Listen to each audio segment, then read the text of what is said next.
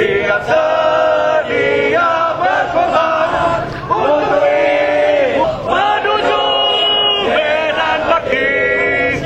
Andai kata kami mundur semua, kamulah bunga di atas pusara. Kami mohon doa Malaysia berjaya semuanya. Alhamdulillahi Rabbil Alamin. Hamd baghil jalal wajhikal azim sultanik. Allahumma inna nas'aluka salamatan fid din wa afiyatan fil jasad wa ziyadat. Ya Allah, ya Tuhan kami, Tuhan yang maha pemurah lagi maha mengasihani, Tuhan yang mempunyai kekuasaan dan kebesaran, Tuhan penganugerah keselamatan dan kesejahteraan. Kami hamba-hamba-Mu menadah tangan sebagai tanda syukur yang tidak terhingga untuk dihitung. Bangkit dan bersumpahlah, berpaksikan kalimah akidah tauhid La ilaha illallah Muhammadur Rasulullah, bahawa tidak akan kami biarkan bumi yang bertuah penuh bersejarah ini diinjak, dipijak, disentap, direntap, diselat lipat di musuh durjana petualang bangsa. Ya Allah, ya Allah, kami, Engkau telah tunjukkan dengan nyata musuh-musuh kami yang menyerang kami dari luar. Tunjukkanlah juga musuh-musuh kami yang dari dalam di antara, yang jadi dalang di antara kami.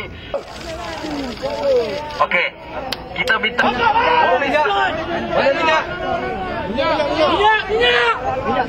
dia? Kasih mandi tu.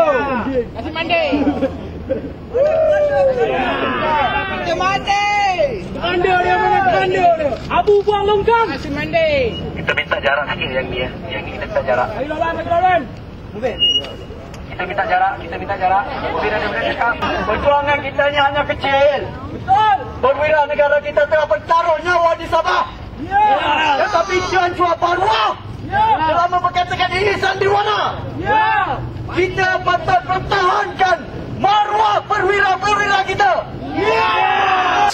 Kami di sini semua adalah anak-anak muda yang kita tidak latar belakang politik ataupun mana-mana NGO. Kami datang atas kesedaran peribadi.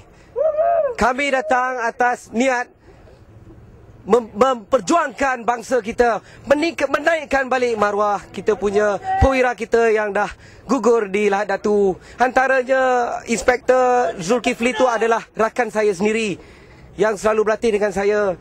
Macam mana seorang Cina berbangsa nama Tian Chua ni boleh mengatakan itu adalah satu sandiwara?